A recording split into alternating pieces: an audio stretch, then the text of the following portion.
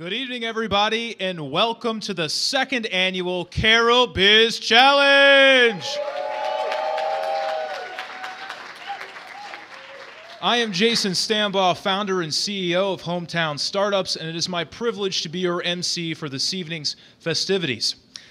On behalf of the Carroll County Chamber of Commerce and Hometown Startups, I just want to thank each and every one of you for coming out this evening and taking time out of your busy schedules to join us as we celebrate local innovation and entrepreneurship. The Carroll County Chamber has been active in Carroll County since 1924 with one goal. That goal is to help businesses grow. Last year, the Carroll County Chamber partnered with Hometown Startups to bring the Carroll Biz Challenge to our community. And at this time, I'd like us to give them a round of applause for making this competition happen and providing this opportunity to entrepreneurs.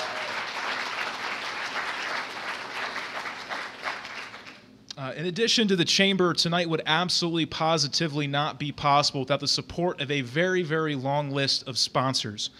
These folks have stepped up in a big way to support this competition and to support our community's local entrepreneurs. And at this time, I would like to recognize each of them individually. I ask that on the back of your program, you see the whole list. I'm going to list them each one by one. I ask that if you are here representing a sponsoring company, that you please stand to be recognized. And for those of you, for everybody, please hold the applause until the end. Again, we've got quite a few to go through. This year we had 4 founding sponsors. They were Carroll County Department of Economic Development, Vox Pop Communications, Carroll Magazine, Carroll Community Bank. We had 2 platinum sponsors, Zenith Capital Holdings, McDaniel College.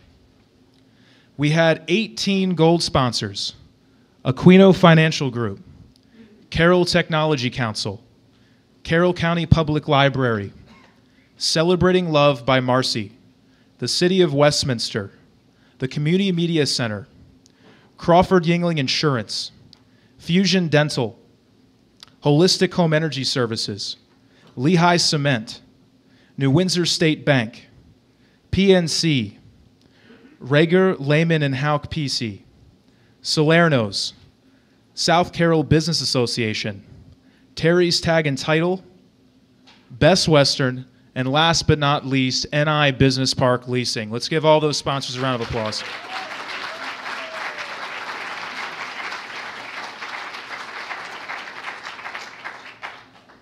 This long list communicates a very, very important lesson that I've learned as a small business owner and entrepreneur in this community. And that is that Carroll County is the place to start and grow a business. We are blessed with an incredibly supportive local business community, and we have a wealth of resources here to help small businesses that make Carroll County one of the best places to be an entrepreneur in the state of Maryland. To the Chamber, to our sponsors, to our small business owners, to our elected officials, to everyone who does work for organizations that help small businesses, I'd like to thank you for the work that you do day in and day out to make Carroll County a better place to live, to work, and to play.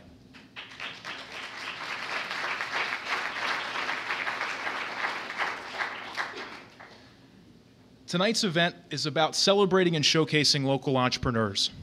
In doing so, we hope to inspire the next generation of entrepreneurs to dream big, work hard, and build the businesses that are going to be the backbone of our community for the years to come.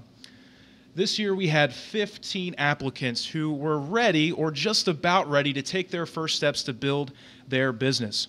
All 15 were backed by local founders who have incredible passion, compelling business dreams, and the willingness to do the hard work to make their business dreams a reality.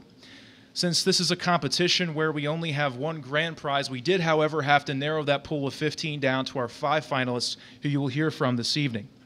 However, at this time, I would like to acknowledge the 10 applicants who did not make it tonight because they deserve our recognition and our admiration for the courage they have to be startup businesses in today's world. And I'm going to list them one by one. I would ask, I know that many of you applicants are here, that you'd please stand and be recognized. Again, hold your applause until after everyone has been mentioned. We have Donna Shabunko, the founder of Simply Paws. They provide long and short-term pet care for seniors. We have Whitney Foskey of Virtual Pixie. They offer general administrative support services to small businesses and entrepreneurs. We have Chanda Wilkins of Only Unique. They provide custom edible and non-edible arrangements for your special event. We have Laura Ruby, founder of the Optimal Wellness Center. They treat the underlying cause of weight gain, not just the numbers on the scale. We have Pictures of You Photography, and the founder is Cindy Goddard. They take a photojournalistic approach to capturing life's precious moments. We have Jennifer Trice, the founder of Sparkling Star Farm, which is Carroll County's first. Sorry, I forgot to advance. There we go. Man, it's kind of hard. I got in the zone up here. We have Jennifer Trice, founder of Sparkling Star Farm, which is Carroll County's first truly community-centered CSA. We have Brian Wagner, the founder of SAR Innovations. He has a technology product that provides a more efficient way to communicate and track information during missing persons search efforts. We have Michael Fowler, the founder of Modern Day Geek. He has a boutique for all things geek. We have Amanda Knott. She's the founder of Adelante Español. They promote Spanish second language acquisition through education and provide Spanish language translation and editing services. And last but not least is Capstone Construction, and the founder is Josh Killingsworth. They're a home remodeling company that specializes in kitchen and bathroom and basement renovation. Let's give all of these entrepreneurs a round of applause.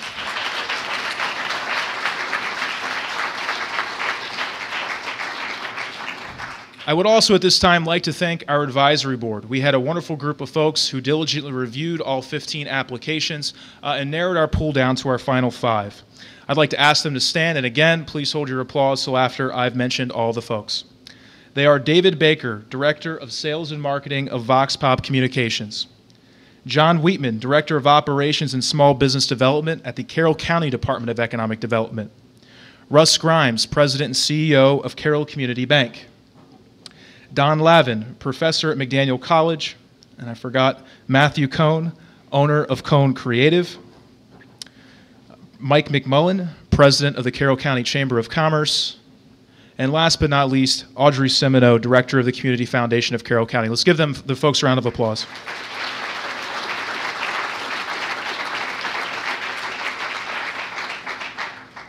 Well, the good news is that all of my thank yous and introductions this year are out of the way, and we're about to get to the meat and taters of our program. That's right, meat and taters. Tonight is going to be like American Idol meets Shark Tank, only it's 5 of our very own local entrepreneurs who will be taking the stage, and they all promise to be great local businesses. In just a few moments, each of our finalists will take the stage and deliver their best 5-minute business pitch, and as a reward, they will face a grueling 10-minute question and answer session with our contest judges. You'll hear inspiring business pitches about wearable technology, lavender, social networking, trampolines, and muffins. Shark Tank's got nothing on us, folks. After each finalist has taken the stage, you out there in the audience will have an opportunity to cast your vote for your favorite entrepreneur. The finalists with the most audience votes will receive our $500 Vox Pop Communications People's Choice Award and one of the 5 votes that will be cast to select our grand prize winner. As the judges consider the finalists' applications, their pitches here tonight, and the answers they get during the Q&A, they're going to be looking at a few of the following things. They're going to be looking at creativity, product and service clarity, market potential, competitive advantage, sustainability, strength of management team, and community contribution. These folks are the elements of what it takes to be a great local startup business. We're not here tonight to celebrate the business that's going to make the most money or the business who has the craziest idea. We're here to celebrate an entrepreneur who has a great idea, but also has the incredible passion, skills, and vision, along with a plan for bringing that startup idea to life and molding it into a sustainable business. And our judges who are here with us this evening that have the hard task of picking tonight's winner and asking great questions, I'd like to introduce them one at a time. We have Josh Cohn, President of Cohn Creative and Carroll Magazine. Let's give him a round of applause one at a time. We have Terry Smack, owner of Terry's Tag and Title. We have Gene Sherwood, CEO of Well Advantage. And last, we have Mike Gibble, President of Zenith Capital Holdings. All right. And now I would like to welcome to the stage Sean Schmidt, who is the founder and CEO of Holistic Home Energy Services. Sean was the winner of the Carroll Biz Challenge 2012 and is here with us tonight to say a few words about the progress of his company and throw the first pitch in our competition here, inviting our first finalists to the stage. Let's give Sean a round of applause.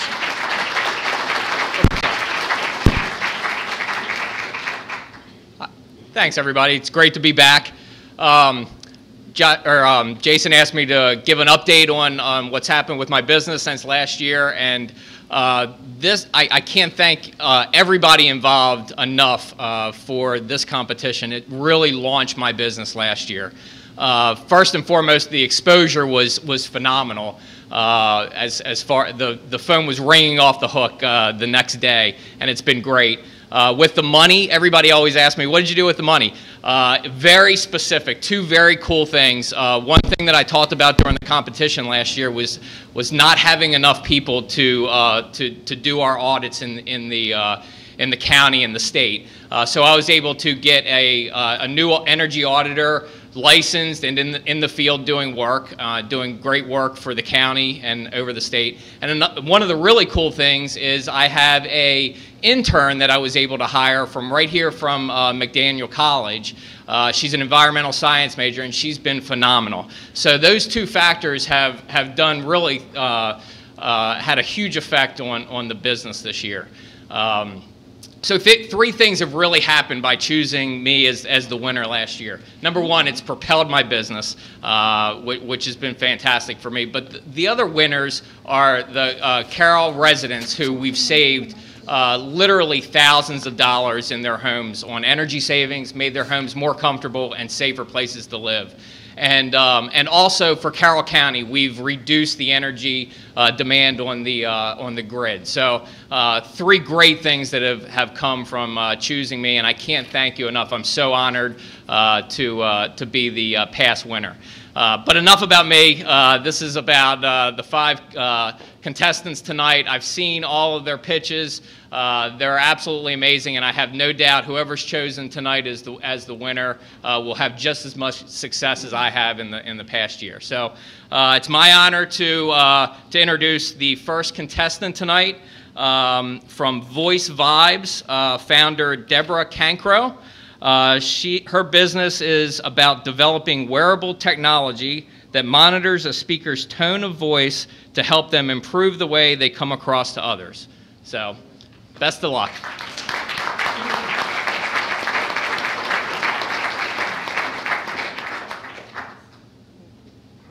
Is this working? Can you hear me? Yep. So I'm an entrepreneur, and I work from my home.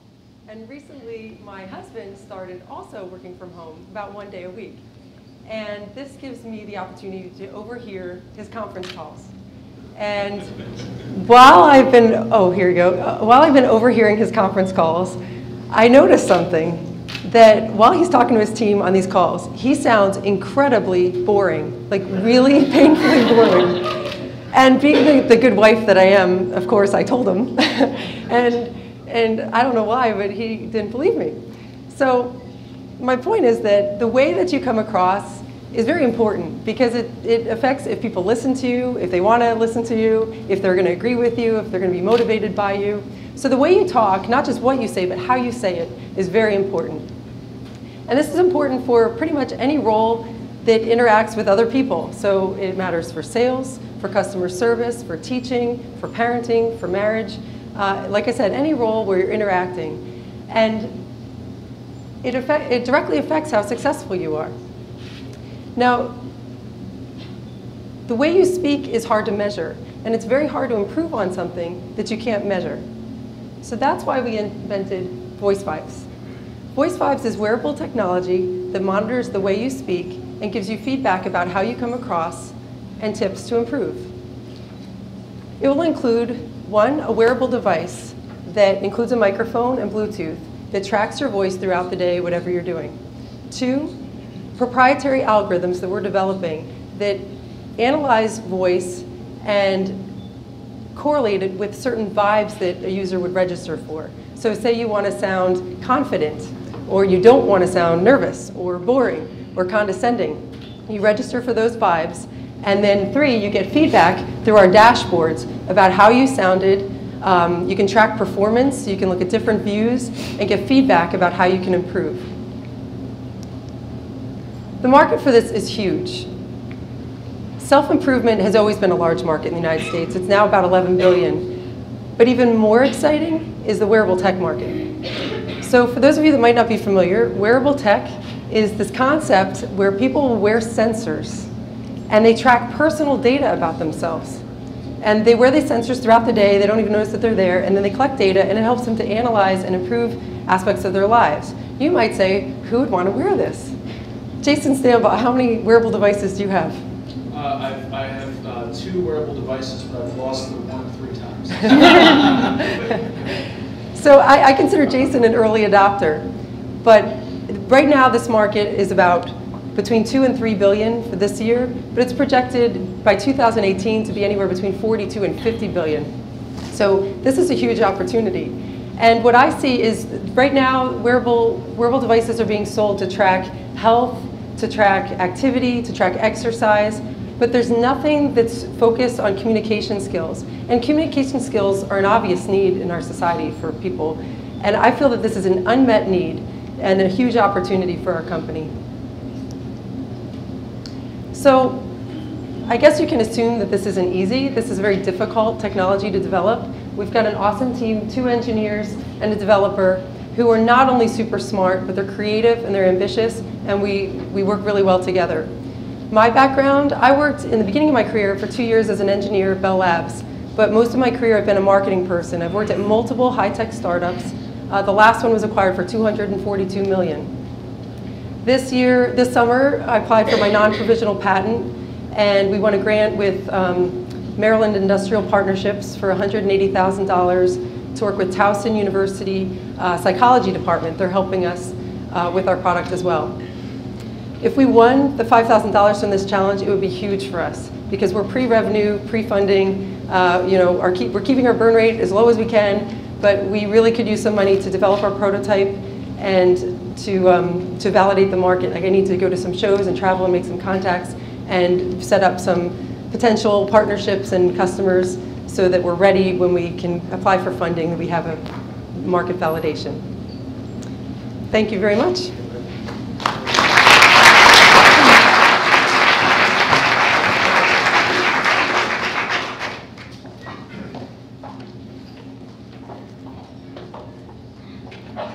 Okay, I got a question right off the bat. That was a nice presentation, thank you. Thank you.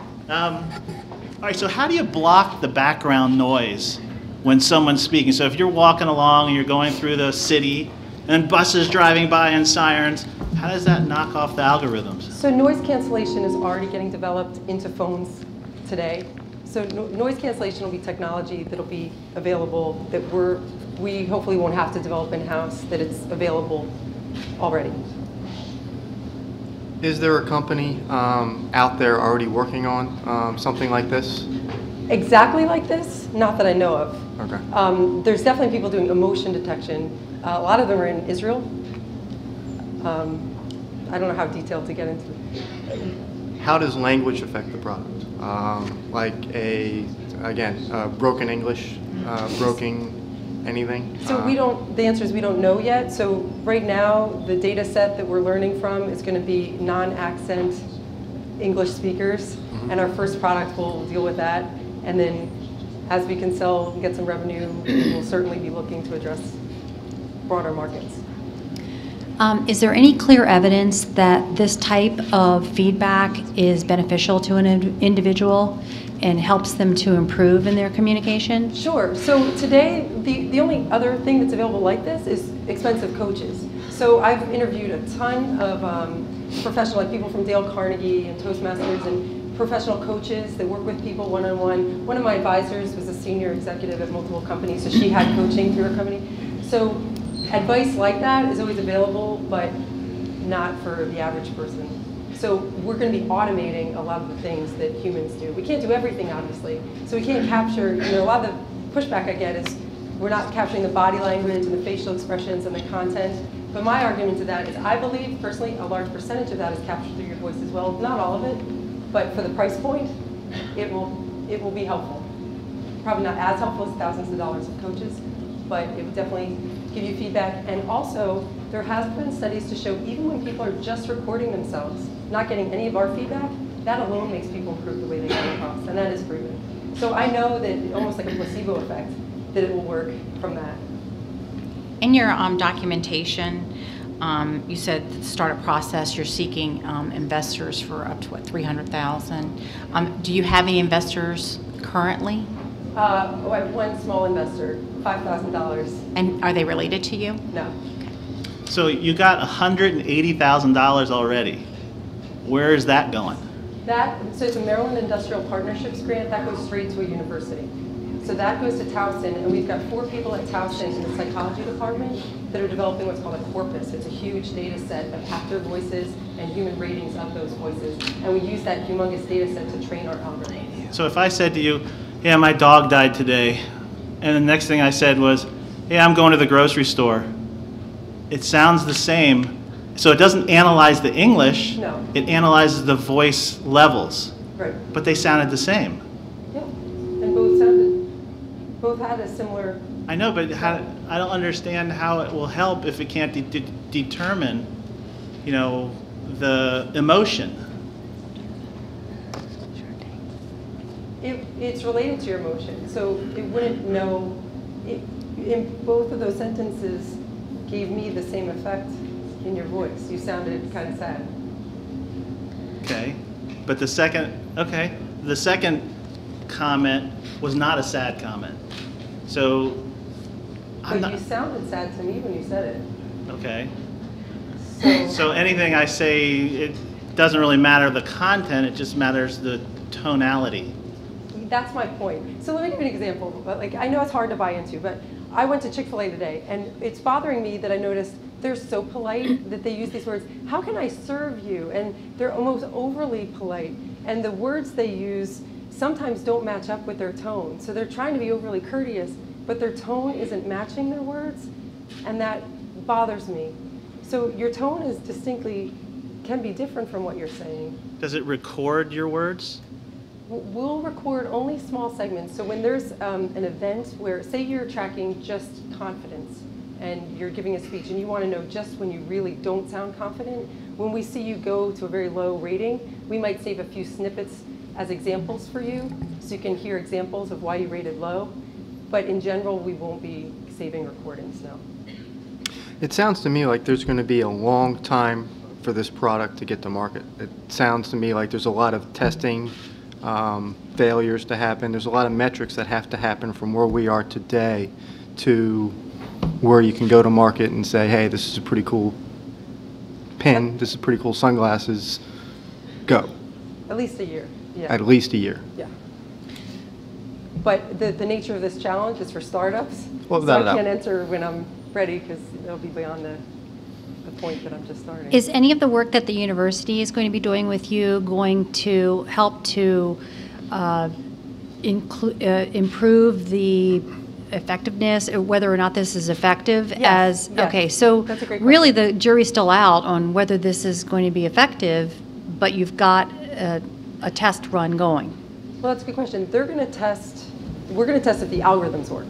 So we're going to use a separate data set. They're going to save some data that's not being used to train to be testing, so we can test whether or not it works.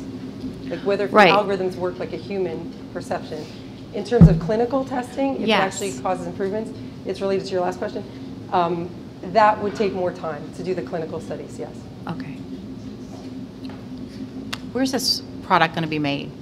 Do you have any The idea? physical device? Yes.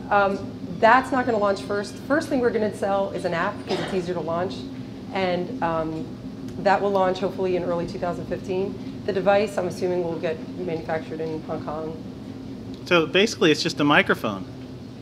Microphone and Bluetooth. Yeah, Yes, because the phone is the intelligence and the microphone is the brooch, basically. Yeah, and some of the intelligence, there's multiple ways to implement it. We could even send the data somewhere else to be analyzed. We don't know if it's going to analyze on the phone or not, but Do you have a sense of the manufacturing costs for this?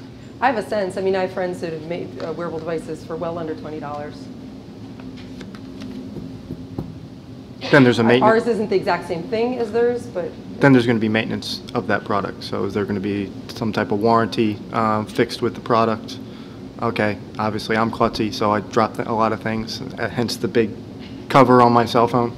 I know, What happens? I know in my financial spreadsheet, I have a percentage, I think it's 3% to cover things like that. I don't know if that's standard, that's what I was advised to put in, so that's what we've accounted for people who want to return it and get their money back. Okay. Do you know, well, I guess you don't know, but can you guess how many people might purchase something like this in the first year? In the first year from launch, we estimated about 2,000. And they're only $20 a piece? No, that's to make. Oh, to make? Yeah. Okay. What I'm proposing is 80, but I actually think it could go for more. But what we put in our plan was 80. How are you going to market the product? So the first product, I've got a detailed plan, but the first product will be the app, like I said. So to market the app, I'm going to focus on public speaking. So we're going to target people, typical people that look for public speaking training, are people starting a new job or people getting promoted. So ways to reach them. I'm looking to create partnerships with other companies that provide training. Also the Direct Marketing Association, the AMA, places like that that are related to management. People who are interested in leadership and management would also be interested in public speaking. So we'll focus a lot on PR and as guerrilla type marketing as we can do, but trying to reach people who care about public speaking first as a first focus. Being a venture capitalist myself, I give you $300,000. What does that get me within your company? What do I get? You in terms What percentage of the ownership of the company do I get? What partnership am I creating by giving you $300,000? To be honest, I'm working on that right now. I'm figuring out the equity and how to share equity, and I don't know the answer to that today. Did I sound like Mark Cuban there from Shark Tank? Good. Okay. I don't agree with the valuation.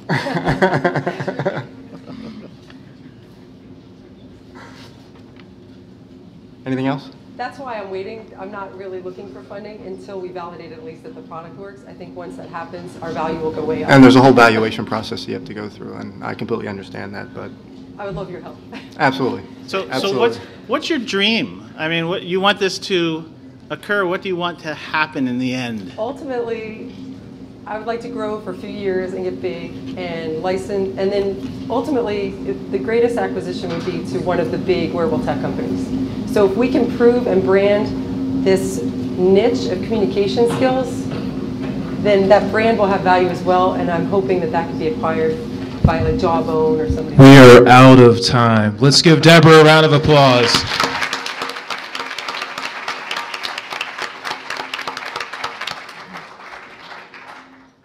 I wish I had that this evening. And when I heard about Deborah's idea, I was like, man, I wonder how many times I swear in front of my kids and, you know, how many times I come off like a jerk. So anyway, I probably need that. I do a lot of speaking. But we're moving along on our show. At this time, I'm going to welcome the president and CEO of Carroll Community Bank, Russ Grimes, to the stage to say a few words and introduce our second finalist. Let's welcome Russ to the stage.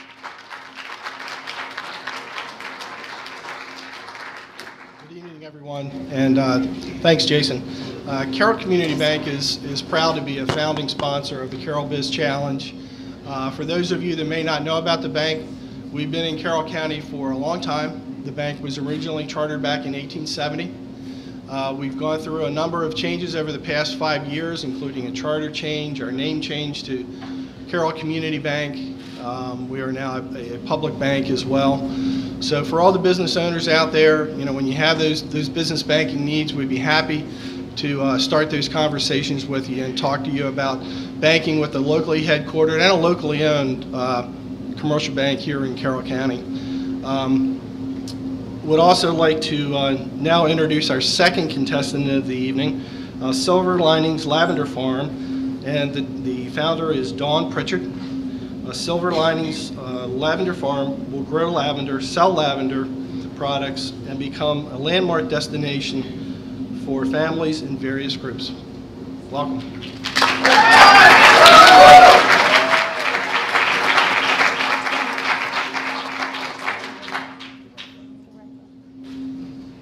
Hello, hello. Wait, it fell. Sorry. doesn't count yet, does it? Burning up pitch time. Hello, hello? Oh, yeah. Hearing me is worthless. Lavender has been used for over 3,000 years for a plethora of ailments. However, there is not, as of today, enough lavender in Carroll County to help somebody out when they're going to give a speech in front of 200 people. I'm a little nervous. Lucky for me, I know my subject matter. I've worked in the horticultural field for over 15 years.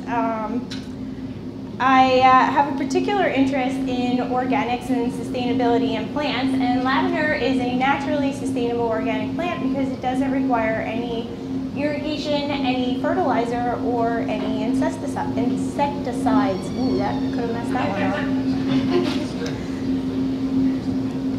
Several years ago, I visited family in England, and this is Yorkshire lavender. The moment I pulled into the parking lot, I looked at my husband and said, I want one of those.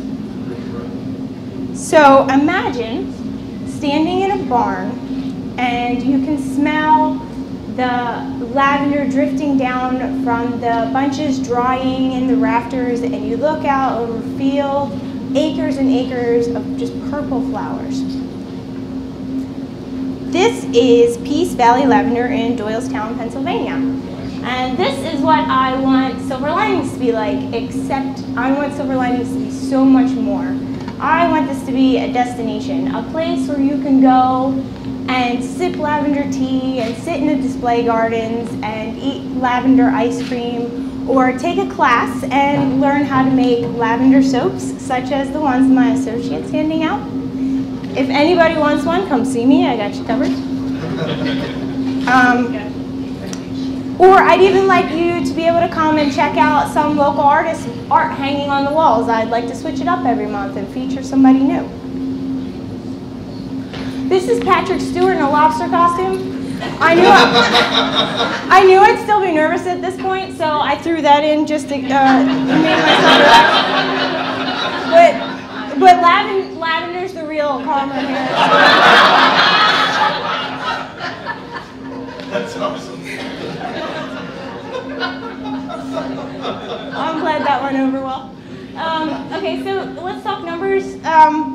Delaware State University did an analysis for an average farm in Delaware growing 5 acres of lavender. I used this as a base, and I used their minimum projected incomes. I used their minimum, and averaged that I would be profitable after 3 years. And that's important to know that lavender is not even harvestable the first year. It takes a full year before you can, it matures and you can harvest from it.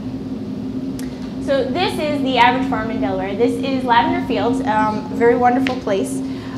They are the closest lavender farm to us, open for touring, and they are 3 hours drive away.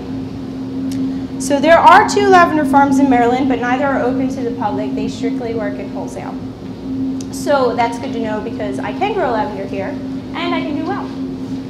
My real competition will be other agritourisms in the area, such as Carroll County's numerous wineries or even Balger's Family Farm. But it's the goal of agritourism to bring people into the county. So actually I see this as being a mutually beneficial arrangement with agritourism. So, sorry, I talk to plants all day, I don't talk to people. So I see Silver Linings being mutually beneficial with a bunch of other businesses. So even you might be able to find us on INDITHAT or order a lavender muffin bomb. Hint, hint, hint. Hint, hint, hint. 47 seconds, okay. So lavender, I don't want this to be a product. I want it to be a destination. I want this to be an experience and a landmark in our community. I want this to be the place that you bring your out-of-town friends when they come to visit. So thank you very much. Thanks for walking on my door.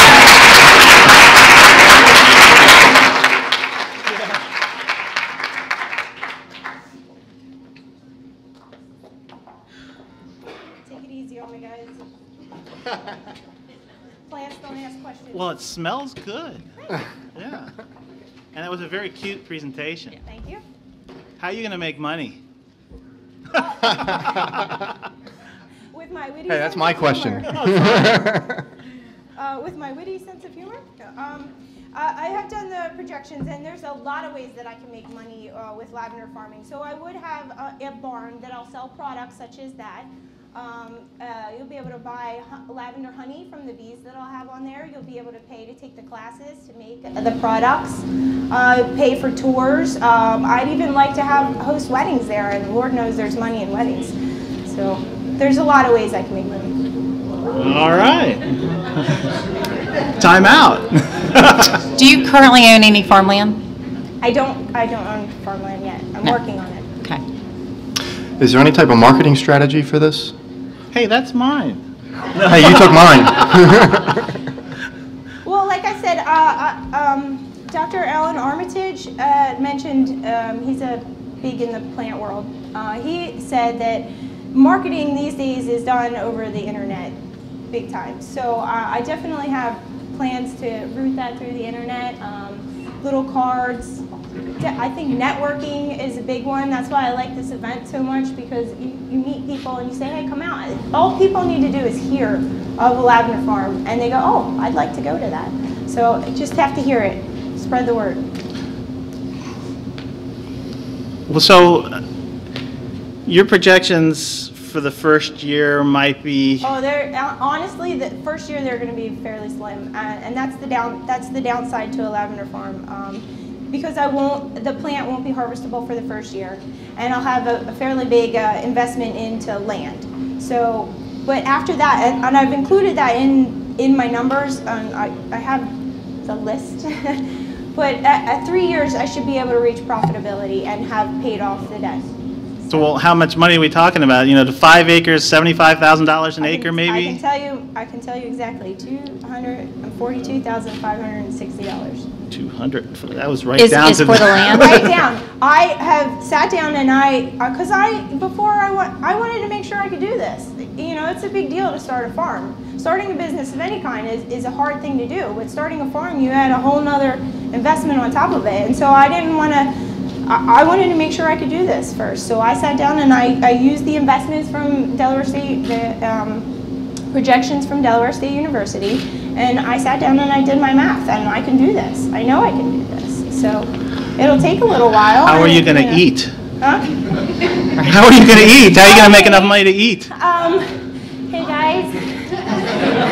What, lavender? I've got a good discount over at the lavender farm. Yeah.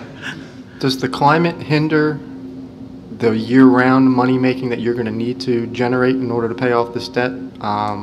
As a destination, obviously this is a lot of outdoor activity. For instance, now until possibly April, people won't be able to be outside enjoying the lavender. The lavender farms that I have visited are open. They are open till Christmas, because you can make a lot of money with the Christmas season.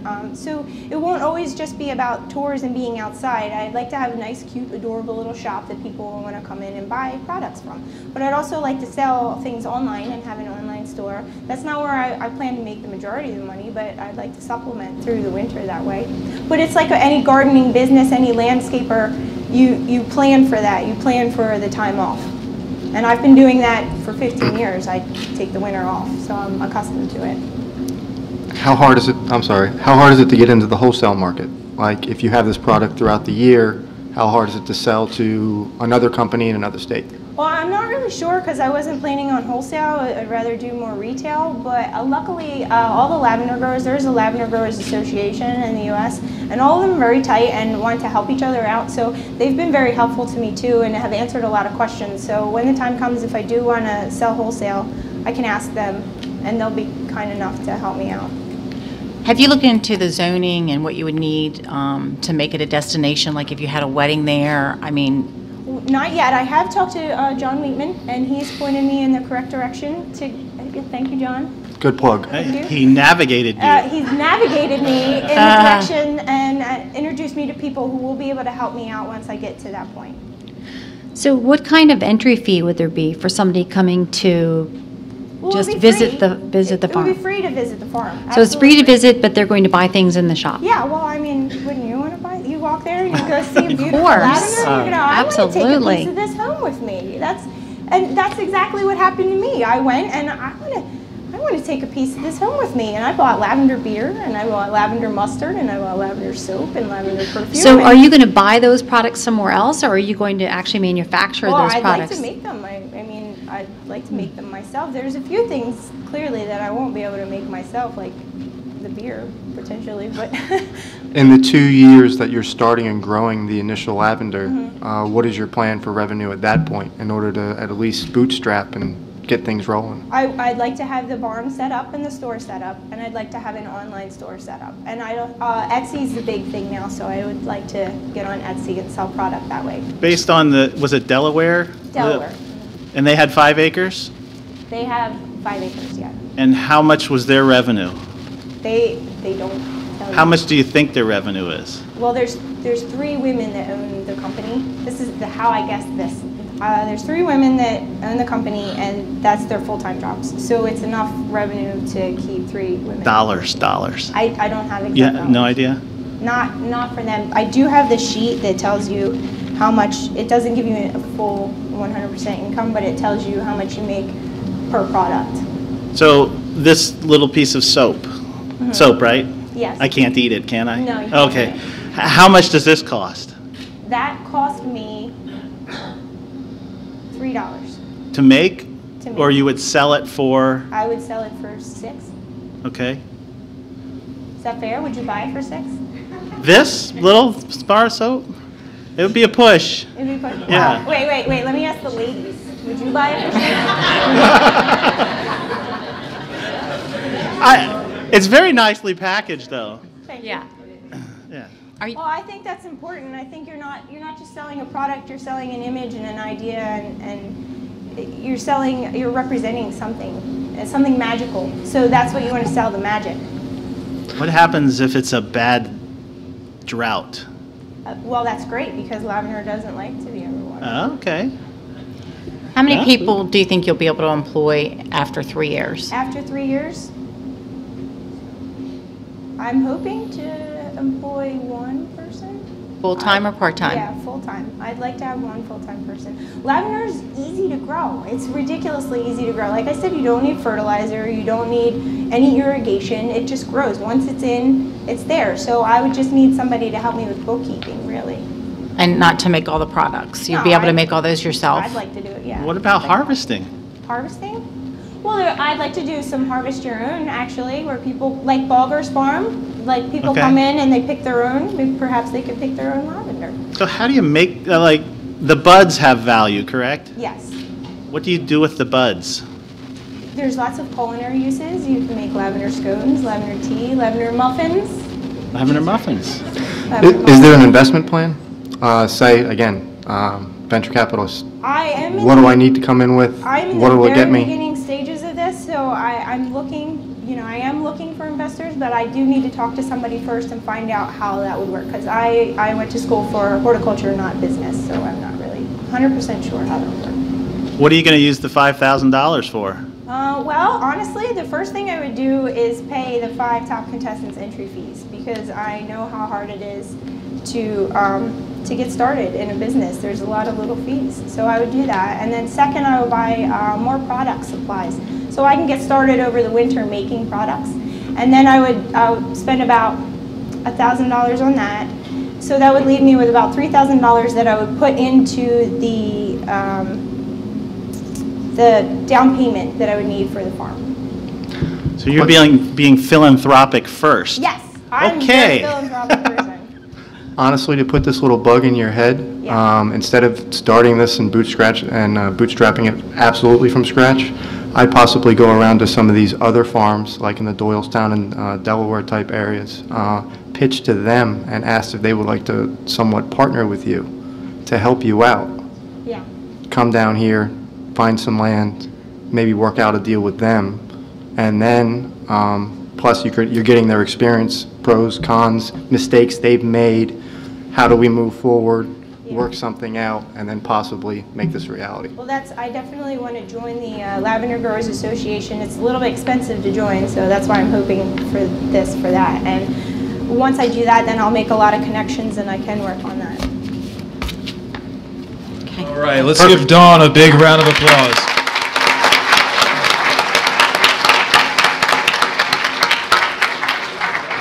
All right, we're one more away from intermission, and to introduce our third finalist is David Baker, who is the Director of Sales and Marketing for Vox Pop Communications.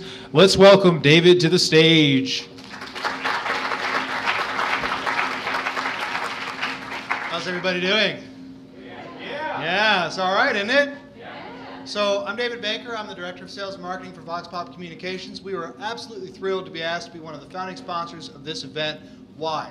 Because we're a local business and we get it. This is local businesses acting locally to build local business. This is what it's about. This is what drives our economy. This is what keeps our country strong. This is what keeps all of us eating good and living well here in America. This is what it's about. So my hat's off to Jason and Hometown Startups for this idea. We were thrilled to sponsor. I'm even more happy to introduce Luke Fisher, who's representing INDITHAT. INDITHAT is Luke Fisher, Jason Harder, Lance Garber, and Dwayne Martin. What is INDITHAT?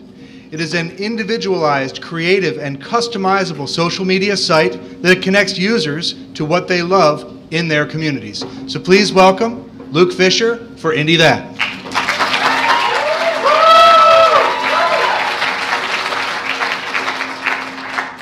Hello, my name is Luke Fisher, and I'm proud to say that I've lived in Carroll County my entire life.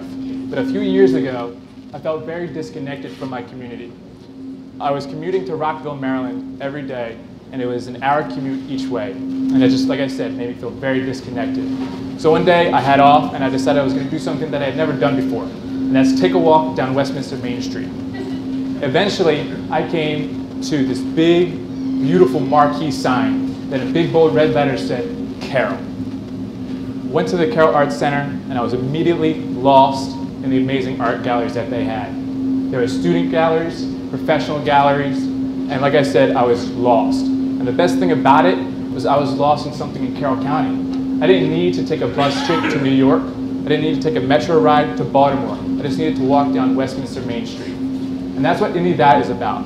It's about connecting you to the things in your community that you might not love or that you might love but might not realize it's there.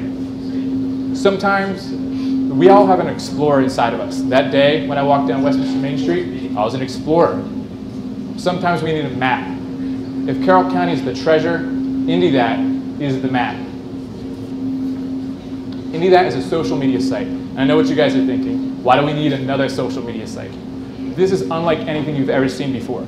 Be honest. How do you use social media today? Are you talking to a friend and they're going on whatever it is that they're going on about, and you're just scrolling through your news feed and you're trying to find the latest Grumpy Cat meme? That's not what INDITHAT is about. INDITHAT is about connecting you to the things that you love beyond a computer screen, beyond an iPad, or whatever it is. And it's a tool, not a lifestyle. It's local social media, and it connects you to things that you love in your local community. So why is the team at INDITHAT the team to lead this project? We all come from disparate backgrounds. We've got nationally award-winning scholars, artists, social activists, entrepreneurs, artists. I think I said that, but that's okay. But most importantly, we have social media users. Our generation is the first generation to grow up on social media. That means we know what people like on social media, what they don't like, and what they want. And what they want is what INDITHAT is going to provide. You want connections to people, you want connections to community, and you want to see what you want to see, and only that. We believe that Carroll County is the perfect place to start this project. Carroll County has a population of about 170,000. 40% of Carroll County falls between the ages of 18 and 49, which is the largest user base of social media users. Carroll County has also become more suburban over the years, and 71% of social media users are suburbanites. We believe that makes Carroll County a very viable place to start this project. But how are we going to make money? Well, INDITHAT is category specific. What I mean by that is the user creates their categories and they see what they want to see. So maybe you'll have a coffee category. That means that when a small business comes to us and they give us their advertising dollars, they know that their advertising dollars will be going to somebody that's going to spend their dollars on their business or product. That makes us appealing to local businesses. We've already been talking to some who are very interested in this project. Before I saw a flyer walking out of this very classroom, advertising the Carroll Biz Challenge, I think that was just an idea. $5,000, and more importantly, the credibility that comes with winning the Carroll Biz Challenge will help us immensely in this project. We're looking for a developer who can help us take this and get us one step closer to connecting people to Carroll County and the things that they love about it. But why do we need to do that? Let me ask you guys a simple question. What do you want from your social media experience? Do you want this, or do you want this? INDITHAT is focused on celebrating the local and celebrating Carroll County. So INDITHAT's success is Carroll County's success. If we're succeeding, Carroll County is succeeding. If you're passionate about Carroll County like I am, raise your hand. That's good. That's good. Let's help each other celebrate Carroll County. Let's do that.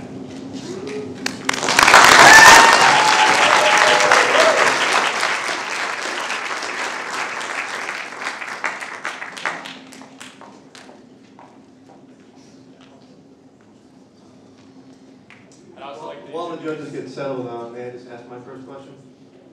What is the name? How did you come up with the name? Good question. Do I need to use a microphone? Yes. Oh, that's loud. All right. So, one of our first meetings a couple months ago, we all sat down and came up with like 5 names that we thought this website could be. And our 3 main words that we always harken back to was individuality, creativity, and customizable. So Indie was born from the word individuality. We want everybody's INDITHAT page to be different than their friends and parents and relatives and all that kind of stuff.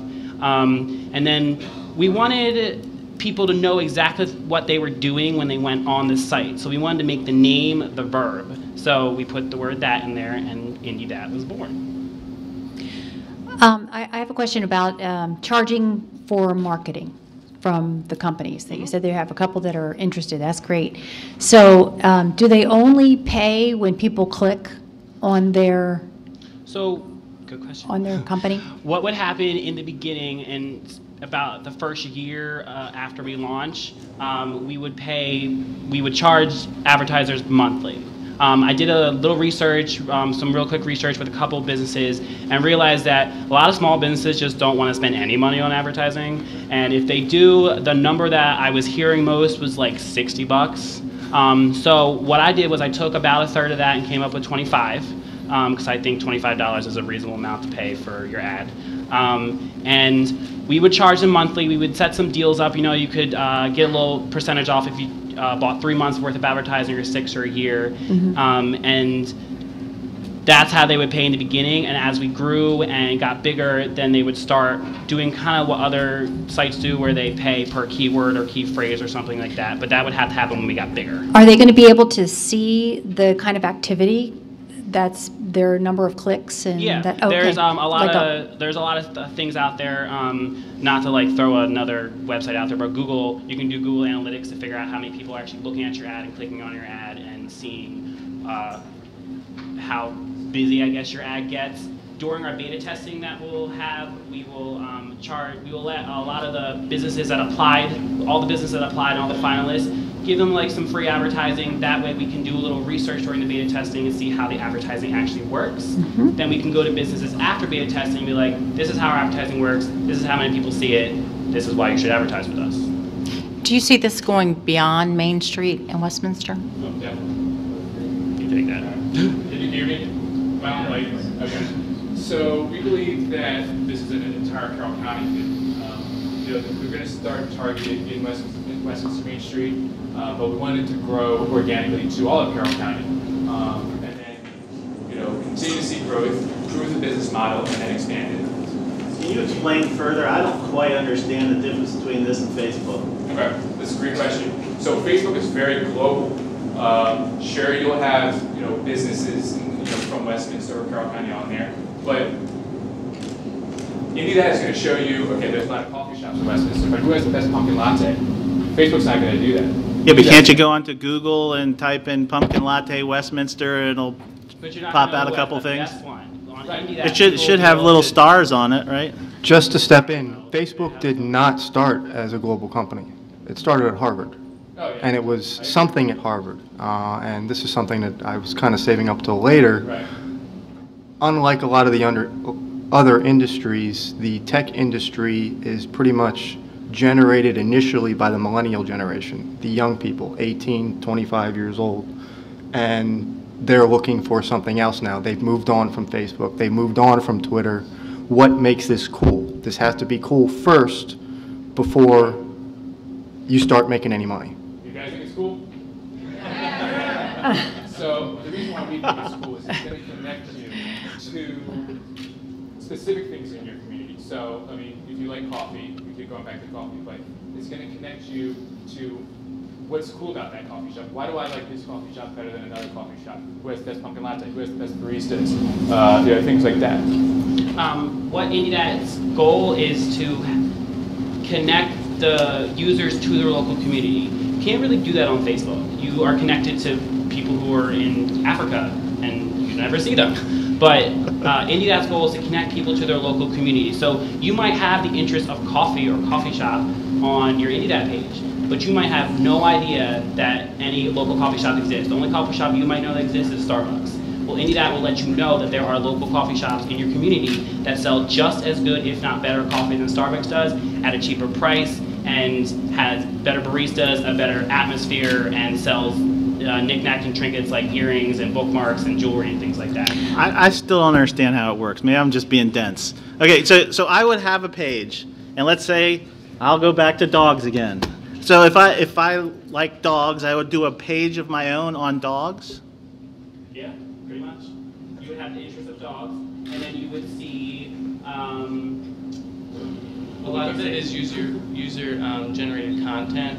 So people that are also in that categories that like dogs, they can post things about their dogs, anything like veterinarians, offices. You can see what kind of the best vet would be for your dog, in your local area. It's all user generated. It's meant to make you get out of your computer and your room and go out and discover your local community, and then INDITHAT on the website, and everybody else can discover exactly what you just discovered. Is it into that or indie that? INDITHAT. You're not into that. But it's into it.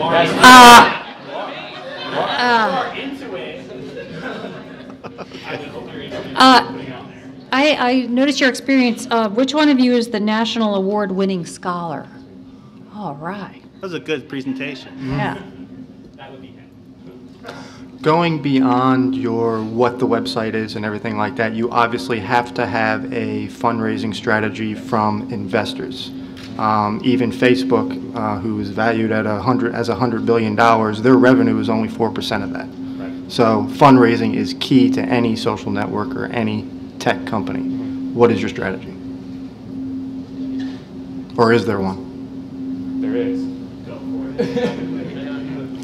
All right, so in order for us to get the advertising that we're going to need to make the profits, we have to do the legwork. We have to go out and talk to local businesses in the surrounding areas and in the county and get these people excited about our product and let them know that we want to help you so you can help us. We need to put out flyers and put business cards out to any place that we can possibly do that at. Any nook and cranny, we want to get our information out there, and through our beta tasting period, we can have good word of mouth spread the wealth, and hopefully, everything catches on. Yeah, we would love to set up lunch with you and talk to you. That's what you get there. After this competition is done, we are planning to launch an online fundraising campaign just to see how much money we can get, and we're also going to research types of grants that we could possibly apply for, so we can get the rest of, we can add on possibly to the $5,000 and pay more for web developer, pay ourselves, that'd be great, and do payroll and hirings and server and all that kind of stuff. It's I'm sorry. It's something I think you really need to focus on, and I keep hammering on Facebook and Twitter. Twitter has yet to prove they can make a profit, and yet they just went through a multi-million-dollar IPO. So fundraising and the investment side of it is very, very important to make your business successful. You're your competition. Do you know your competition? So, well, there's a lot of social media sites out there. You know, there's things like Yelp and Foursquare. Local. Exactly. INDITHAT is local. No. There's these other websites that do, you know, they'll help you find businesses and everything, but it's not local. INDITHAT is local. Are you familiar with Patch.com? Yes. And that's a news site. I read Patch all the time. I love it, and I think could be a great partner. But it's a social media site. INDITHAT also has a social media aspect to it. It's not just like Yelp or Foursquare or Patch where you're seeing where there's a business and it's there, or Patch where you're getting your local news. It has a social media aspect to it where you are also connecting to other people in your local community. So you're making friends and seeing new people and things like that. You have a profile. It might not be called profile, but you have a profile. And it's all those things combined plus social media. So you're finding out to your local community and you're meeting people. Do you come into this all together, or do you each, if you had the company, are you each going to own 25%, or how is that going to work?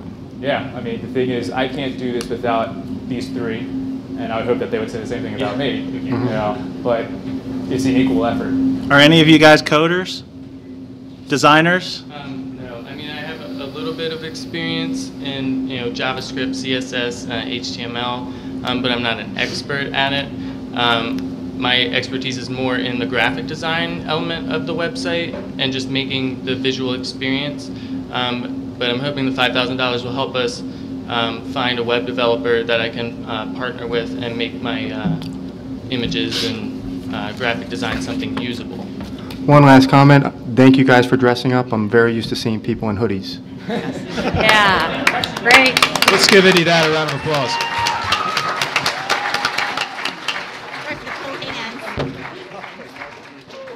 I put these fine young gentlemen right before our intermission for a reason. I really, truly believe that this competition, one of the things that has happened because we are now doing this, is that folks like the founders of INDITHAT take an idea they've been kicking around their heads and actually start to do it, which is pretty much the hardest part of getting going with the business. You meet everybody with an idea, but a lot of people are never doing anything about it. And so their story is encouraging. That's what this competition does for many entrepreneurs in our community.